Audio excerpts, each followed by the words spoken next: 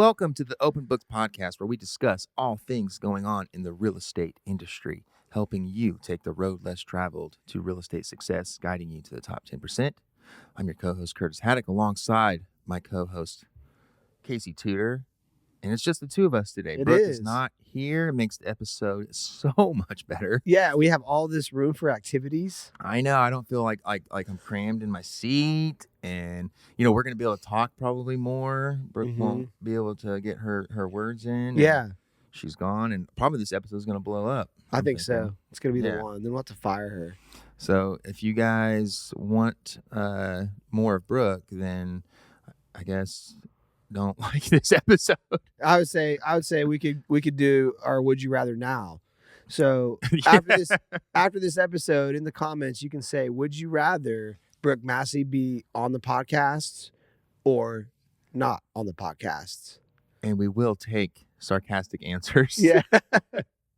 In fact, we will take all answers that don't include her as sarcastic. That's right. Watch her comment on it. Yeah. Hey. Yeah. Okay. Well, how you doing today? Well, I'm pretty sick. I can but tell. You know, you in this world, you just keep moving forward. You got to grind, man. Being sick, the world doesn't stop. No, especially in real estate. And your clients and your real estate agents just don't care either. So you know, I got fired once from being sick. I believe it. So I'll just tell you this quick story, and then we'll get into the actual episode. But it was a for sale by owner. And it was a really nice for sale by owner. I mean, and the guy was just like very unreasonable from the very beginning. But the only reason he liked me was because of my drive and my follow up. And you just didn't deliver. Like I followed up, like, you know, I don't remember how many times I followed up, but he was like, you know what, like, you're the only one who like followed up, who picked up the phone and called, didn't text, you know, like talked to me, and you know, were actually like what sold me on why I should, you know, list with an agent. And so he turned it over to me. And this was a super wealthy guy, like, you know, driving around, nice cars, and, you know, again, had this house that he was selling was like a year old, like it was brand new, and he was already building another house. And so the guy was not hurting for money. And so I was super excited about this listing. And it was in Deer Creek area. Ooh, and nice area. Put it on the market, okay? And literally, like 5 days in, I get like sick as a dog. I mean, I couldn't get out of bed, okay? And, you know, we had a few showings that had been scheduled. But one day, like when I was just couldn't get out of bed, so sick, I got a phone call from a buyer, from someone interested in the property. And I happened to be sleeping in bed. It was like, I mean, it was probably like 11:30 in the morning. Okay. So, I slept all day, by the way. Okay. Man. Woke up and I'm still like, I mean, it was probably like 6 o'clock at night by the time I got out of bed, and was able to like kind of come to and just kind of do what I could with the day. Okay. And looked at my phone, saw what I had missed, and tried to prioritize the things I needed to get to. One of which was this listing. And the buyer had left a message, and so I called them back at like 6:30, 7 o'clock, because I didn't want to miss it. It sounded legit. And the buyer answers the phone, and I said, I'm sorry for the delay in getting back to you. I was like, I'm super sick. And I just was honest with him. I was like, I was in bed today. Like I couldn't move, but if you're wanting to get into the house, I'm very happy to help you get into that house, and we can take a look at it. They ended up not scheduling any showing and whatnot. Very next day, the seller calls and fires me and says it's because he's like, you don't answer your phone. And that person was just a test. He was shopping me. Oh my God. But I'm like, but I called them back when I was sick, like just out of bed. Like, it's just crazy. Like your house didn't sell because I didn't answer one. Yeah. And it was a fake buyer, by the way. I didn't miss a real buyer. If anyone ever does that to me, I'm going to say, shame on you. Yeah.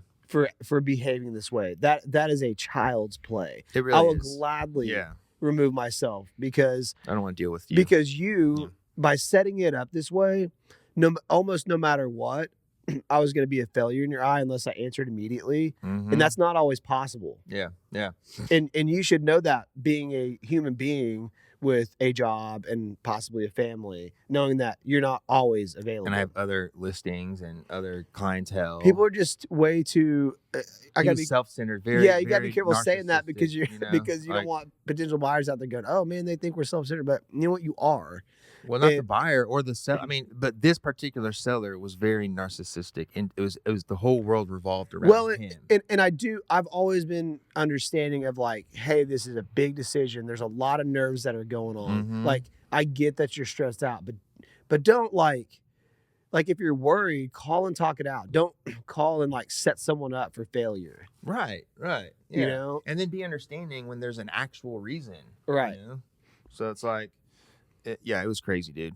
But anyway, that's actually the only time that the way I do my listings came back to bite me, and I actually got fired. The only time. But yeah, it's like what you said. And when I look back on it, the things that he said and the way he talked about other agents, at first I was like feeling myself like, man, I got this listing over Yeah. everybody else, Uh-huh. thinking like, I did everything I was supposed to do. I impressed this guy. But then it was like the things that when I look back on the things he said, I was doomed to fail from the start. Yeah, right, you know? exactly. Yeah. I feel so bad for new agents, because like I've spent years learning those Mhm. things, like Like the cues what are and they stuff. really saying, and who are these people really? Mhm. And learning that from the beginning. And new agents, they just take everything. I'll still take it personally, but I also understand that it's not my fault they're behaving that way. Right. But it's just funny, because these agents will come in here and they'll just be so hurt because a client treats them that way. Right. And they You take know? it personal. Yeah. And it's hard, and it's not personal. It's just these sellers, buyers, they don't know. And I'll tell you that if you're a buyer or a seller out there listening, the listings that I've had that I've actually had the most success on and made the seller the most money are the ones that got out of the way.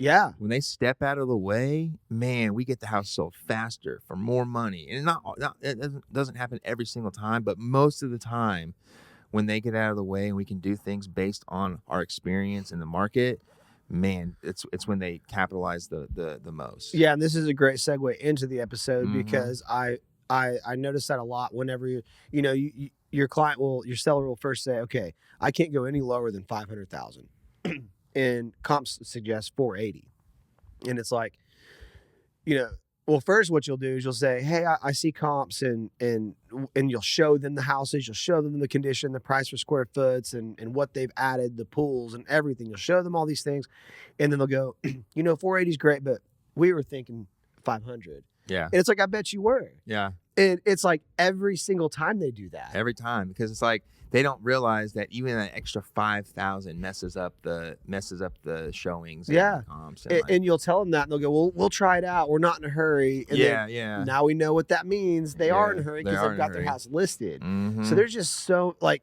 it's all psychological, and you have to know what people are really trying to say, but they'll do it every time. So I've always thought, maybe I should go say 460 or 465. So then they'll say, well, we were thinking 480. But then the psychological part of that is like if you say lower than the next agent, they're gonna hire the And other then agent. so Yeah. it's like, what I don't think clients understand is you're really like, you're setting us up for failure when you don't allow us to do your job, because you want to be in control of the whole thing. And this is where the episode comes in, because what they refuse to admit or to see is you're involved in a market, Yeah. just like the car market right now. The day of deals is over.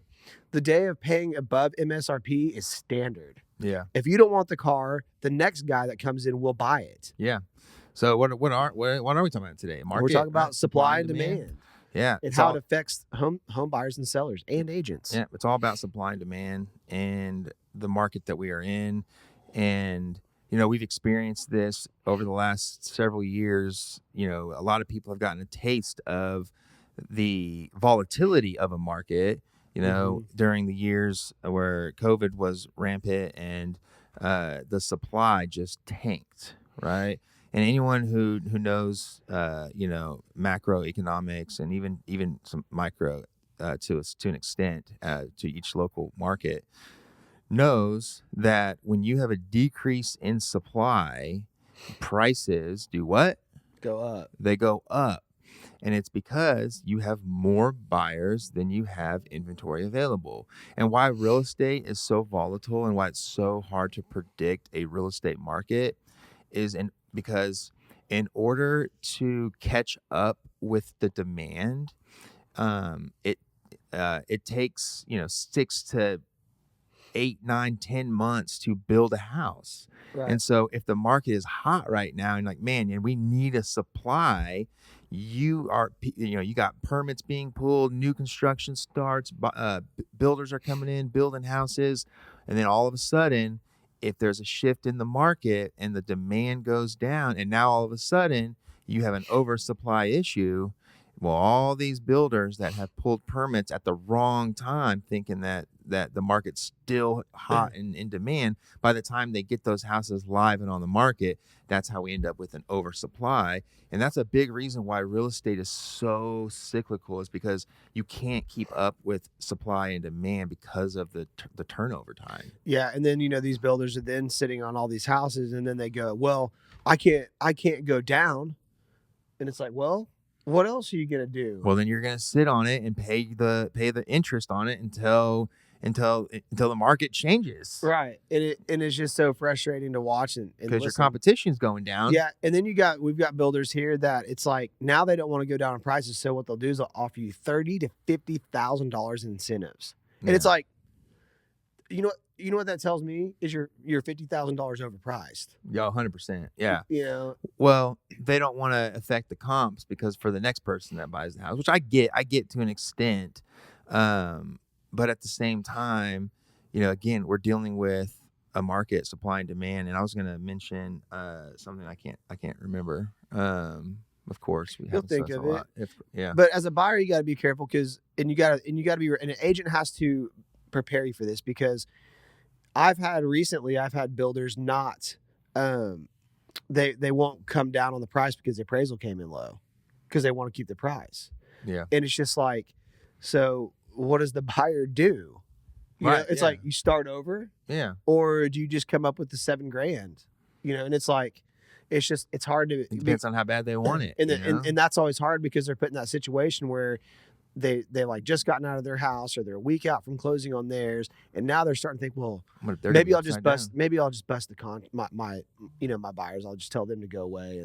And now they're freaking out. I would say this though, I there's a lot of bad realtors out there and there's a lot of good ones, and I think the public need a PSA announcement to the public is get a good realtor, and also ask that realtor good questions. I always like chuckle inside when I sit down on a listing appointment and they're sitting across from me and they go, so what do you charge? And I'm like, that's your question? Yeah. Like, that's what you're worried about? Yeah. Like, how about how fast do you think my house is going to sell? That's a decent question. Yeah. But they never want to ask those good questions. Yeah. I think there is a mindset out there that what we charge will have a direct impact on how much they net. Now, obviously, it will have an impact on the final net value, but you can go find an agent that's going to charge you less, but it'll maybe take longer to sell. Cost you money. It might not sell for as much because they don't have the experience of pricing it and comping it or negotiating and marketing it correctly and knowing how. I mean, it can come down to as simple as, did you take the pictures the right way? Yep, that's where you start. And sellers don't know. I mean, they know that pictures are important. They want pictures, but they don't know when they get pictures back from an inexperienced agent. Yeah. They don't know what is hurting their listing because they don't know. I would be curious to know how many agents out there actually show them what their pictures are going to look like, because I always keep that on my listing presentation and show them so they know what it's going to look like. But I guarantee you most agents don't know, because when you look at listings, and it's like when I take over listings from other agents, I'm like, what did you guys think of these pictures? And they're like, well, they're okay. And I'm like, I'm gonna venture to say these are terrible. Yeah, I'm gonna blow your And mind with and I'm like, look at these, and they're like, oh my god. And then every time I send them Elizabeth's photos that she takes, they're just like, these are incredible. Yeah. I'm like, I know, but Yeah. you still have to move, because sometimes I'll be like, maybe we should move. Our house is so pretty. Yeah, right. You know, Yeah. it's No, like, no, you're no, moving. no, you're moving. You're moving. You Now, signed. and you don't, and we're not saying we want the pictures to make the house look better than what it really is. I mean, to an extent, you want to drive traffic, but this is obviously not a listing episode. However, I remember what I was going to say when it comes to the market and with sellers and pricing and stuff. And a lot of times, including and builders too, is that I don't think that one of the most important topics that I learned when I was in business school, that I have carried with me to every aspect of business, is a term called sunk costs. Yep. And it is such an important concept to learn, because the human brain, when you spend money on something, especially on a business venture or on something that you're trying to flip and turn into a profit, our natural inclination is business 101 is you have to sell things for more than what you paid for, or else you made a bad business choice and you feel like a failure if you don't do that. Well, the market can sometimes dictate that stuff for you, and so you have to take into consideration, like, do I continue outpouring sunk costs into this project that's already failing? And you can look at this not even from a real estate perspective, but in business school they look at it from a corporate, like, CEO, division president type position, where they start a project building widgets, and it's a brand new piece of technology for widgets, right? And this technology is supposed to really change the industry that you're in, and the consumers are supposed to go nuts for it. It's going to make things easier, more efficient. We're going to be able to sell widgets galore. And so we invest $5 million into improving this widget technology. Okay. Well, round one, the prototype gets built. We start, presenting it to investors, let's say, and some of the consumer gets their hands on it as like a testing phase, and the consumer hates it, right? Consumer's like, man, we actually have another way to solve this problem. Like, the cost that you're going to charge us for this, we don't get enough time saving or efficiency saving to utilize this widget. And so the CEO, or the person making decisions, has to decide, dang, like, well, we got, usually, like, what bad business owners do is they say, we've invested $5 million in these widgets. Right. We got to make it work. We spent $100,000 on this flip, and we paid $100 for it. So we let's go spend another $5 million on these widgets to make the gap in efficiency that they're talking about. Let's make it a big enough to where that they're gonna want to use it. But then the cost of this widget that you're going to charge is going to go up, because now you have $10 million in the project, and people continue to pour these costs into a failing project. And all you're doing is losing more and more and more money, because you couldn't accept the fact that you had already lost. I feel like we saw something like this at our last brokerage. Yeah, it happens everywhere, man. And you have to look, like, so the point of sunk costs when it comes to a market, the market will determine a lot of things. And for real estate, it's how much money did you put into a flip? How big did you build a new construction? How much, how much did you put into this custom type of home when you really should have built it more like a spec? Things like that. Yeah, or they start cutting corners on a high end to save money, and then they can't sell it because people are stupid. Right, and they put all the money into things that people can't see. And then they cut corners on the aesthetics that people would like to see be nice, and now they can't sell. They wonder why. So, anyways, the purpose of the concept of sunk costs is when you are faced with a decision in business, okay, regardless of what industry you're in, the cost that you have spent up to the point of the decision you are trying to make on whether to proceed or to stop or to go in a different direction, whatever the case may be. The costs that you have already spent don't matter. They're Right. sunk. They've already been Mhm. spent. Okay. So all that you should be considering now is, should we spend $5 million and will it make these widgets sell better, more? It's gonna be more higher cost, or do we cut our losses and take that 5 million and put it in some other direction, Right. and just kill the deal altogether? And a lot of business owners, a successful business owner and leader knows how to pull the plug on a failing project. Well, and you got to be good. You got to let your ego go enough to be able to 100%. do that. 100%. Yeah. The way I did this I keep it elementary for my clients. I always tell them, because they'll say, I don't understand like why this is taking so long, even though you've already explained, like, and you've shown them comps like 60 to 90 days. It seems what to be your area is selling for.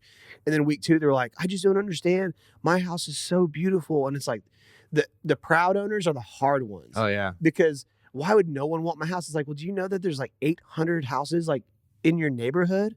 Like what about yours is so much better than all there's out? Yeah. And so what I explain to them is, when you are in a buyer's market, you have 10 houses for sale and you have one buyer. This is the example I give.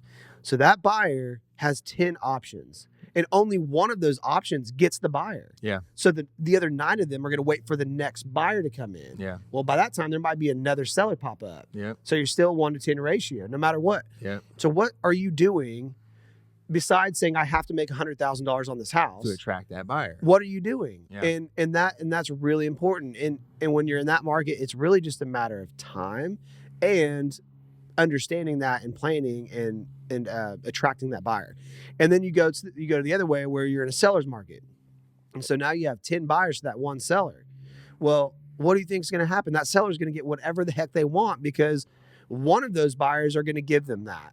Right. Whether you got 10 buyers and you got one available house. And that's what happened during COVID. And I absolutely loved it, because if I had a listing come up, I already had a buyer for it, because I had more buyers than I did sellers, and people would just almost buy anything to get something at a 3% or 2% interest rate. And then you have the balance market. We have 5 and 5, and it's a little more even playing field. The hardest part, so I always just redirect them to that. Hey, remember, we're in a buyer's market. There are more listings than there are buyers. That's why we're struggling. That's also why there can't be that many open houses sat, because there's all these agents have 5+ listings, so they can only sit 1, and then they can't find coverage.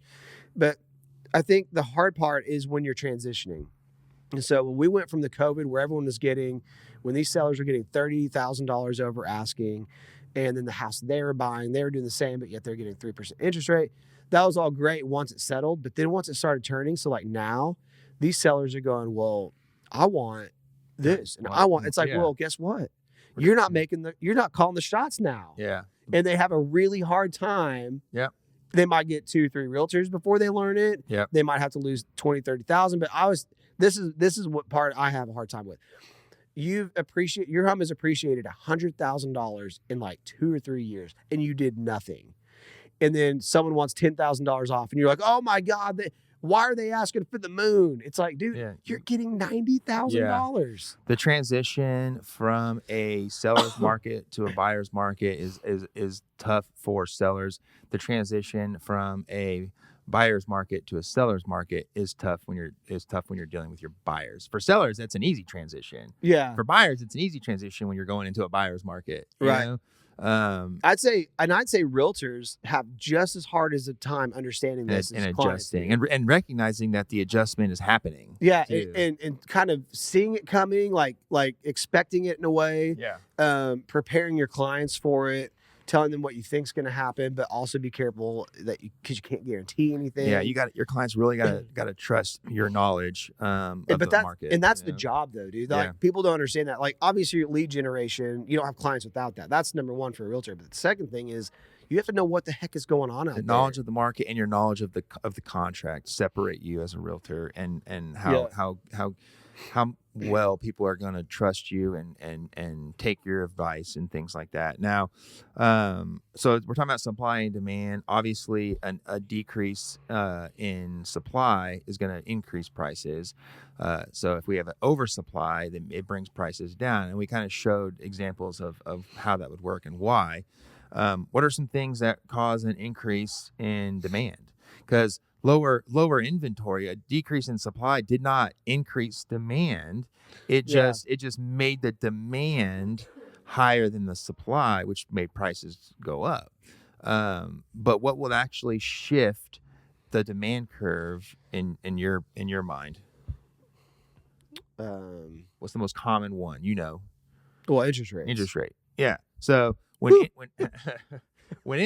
interest rates go down, then we have a shift in demand because there's people that are waiting for interest rates to go down and to now jump in the market. Interest rates come down and boom, now all of a sudden we have an influx of buyers in the market.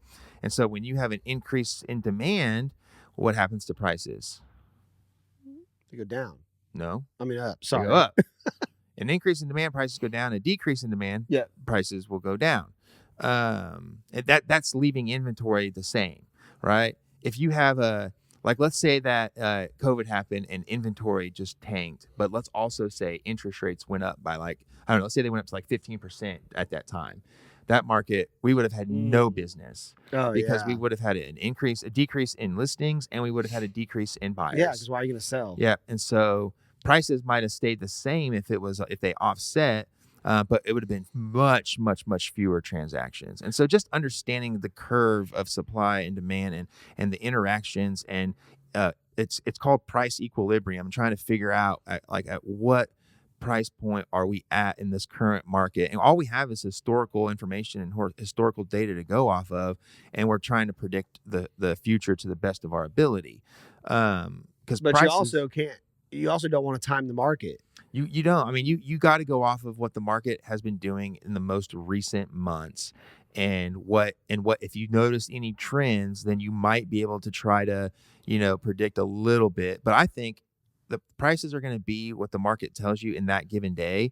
And so if you underprice something because of your analysis, then the market will tell you, hey, you're underpriced because you're going to get a lot of buyers interested in your listing. I have a hard time dealing with clients internally when I'm listening to them talk about trying to time the market, because it's and I'll be honest with them, if you guys want to try specifically to time the market, as it relates to interest rate. Yeah, it's if we want to time it, let's do it. But if you guys are wanting to move, just move. And that's not me saying because I want a commission check, because of course I want to sell a house, but it's well, that's how it comes across to them. Right. When there's financial interest, when I can give advice to people who aren't using me, they'll actually they'll listen the first time because I'm not making any money on them. Right. But I've learned this really well too. If I'm helping clients helping right now I'm helping my friends get their parents a house. So I just tell them hey, you might want to tell them this. Yeah. I don't have to sell them on it. And they're like, no, you're totally right. I'm like, well, I know. Yeah. I just have to be careful how I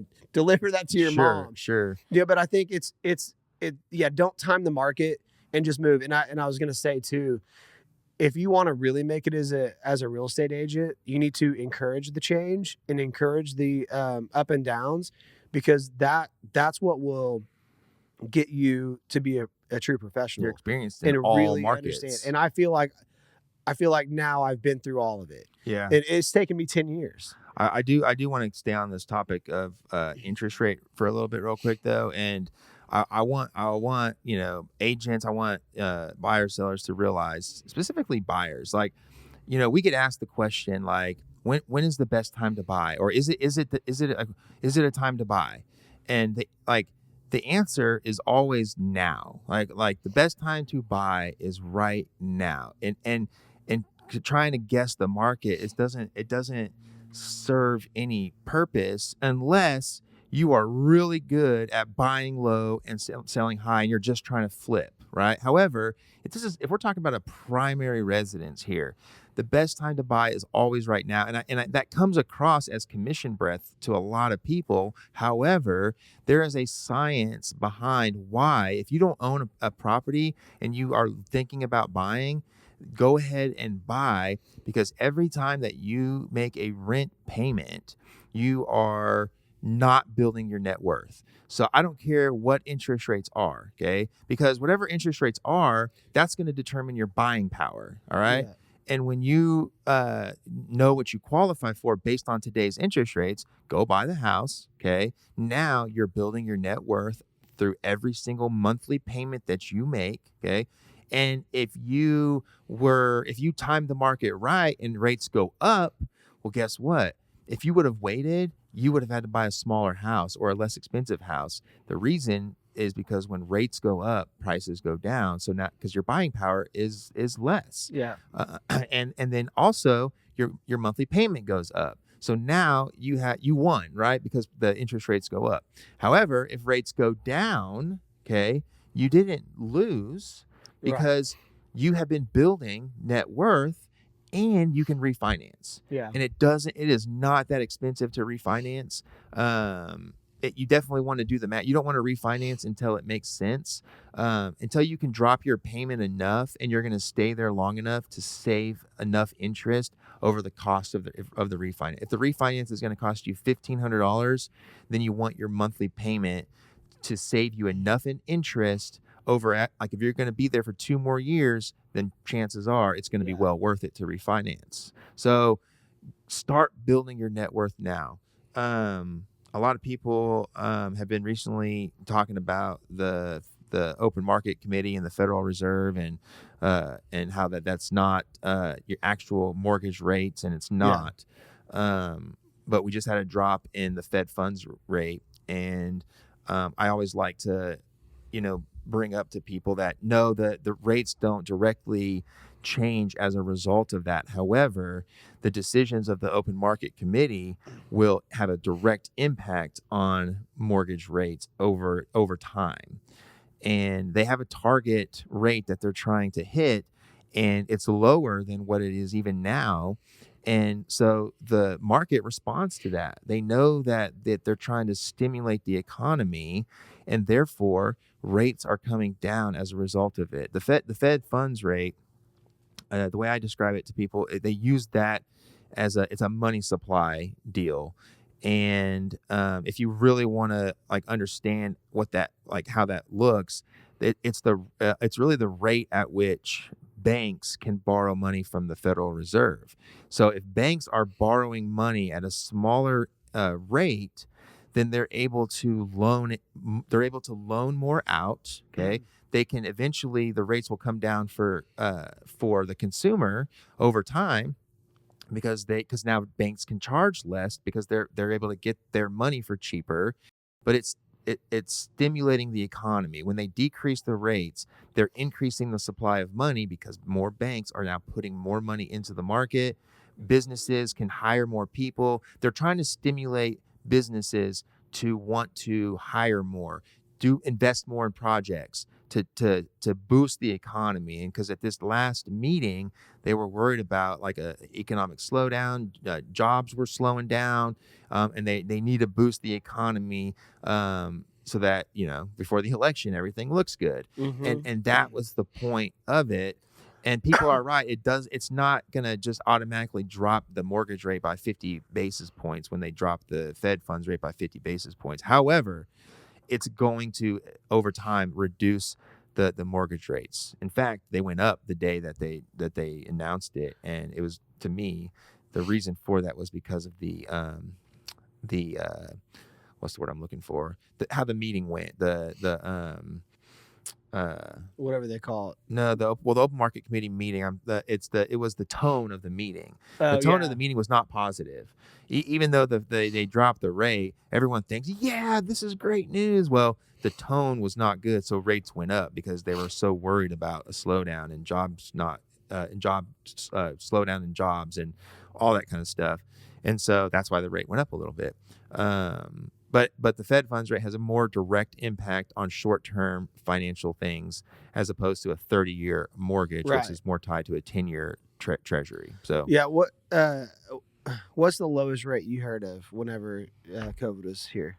Man, the lowest I had really ever seen on a 30-year mortgage was in the low threes. 1.5. That's crazy. Well, they bought points, maybe. I don't know.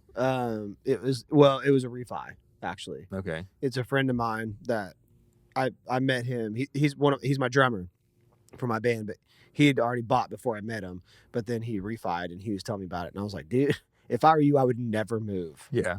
It's like, because I think he's got like a 3,000 square foot house and his payment's like $1,800 or something. That's crazy, dude. Yeah. It's like my house is twice the size or half that size almost, and well, of course mine's 2 or like right at 3. And it's still a great deal. You know what I would do is I don't move, but then I would like refinance on paper, like in my head, and say, okay, if I had today's interest rates, what would my payment be? And then start making that payment. That would be great. Because then you're paying it back way faster. You're paying less in interest and things like that. So anything else on market? No. Supply, demand. Yeah, the market's going to dictate a lot of what we do, a lot of what you're going to sell your house for. Agents, you really want to know this stuff, because if you can talk like this to your clients, then it builds a lot of trust, and it shows that it gives them value, right? Yeah. Because that you're now able to price their homes better, negotiate better based on what's happening in the market. Yeah, and I would say to my point of like learning all the markets and going through all the cycles is, all my clients this year, for the most part, no one has wanted to move. Like, it's because they're moving in from out of town, or they're getting rid of their condo and getting something small, like job change, or so a life event. It's all life event sales, and my sales are down. And I don't want that to be the case. I don't care to admit it. It's just the way it is. But I also know on the other end of that, it's going to go back to people who are going to want to move for fun. And I'm going to benefit greatly when that starts happening. Or invest and things like that. And it's also comforting to know that even though I'm in my slower year that I've been in, I'm still making it.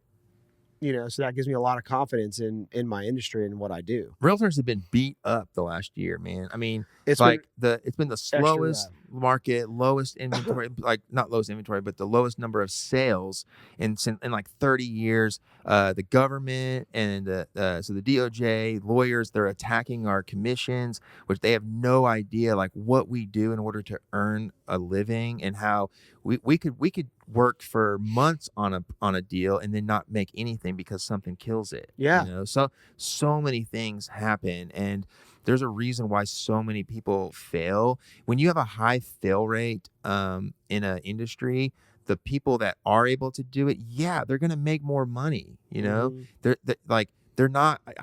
They're trying to force agents to charge less commission, but the good agents, they can't. They're not going to, because they understand their value and what they need to make for their time. Mm-hmm. And they also have time loss and things like that. So realtors, if you've been in this for the last several years and you're still here and you're still making it and it's your full-time gig and that's what you've been relying on, kudos to you, because we have been under fire. We still have people. We have people shopping our industry, trying to catch us up and slip it, like saying the wrong things, and there's just a lot going on in real estate world right now. So it's very impressive for the people who have made. If you can make it in this, I really don't.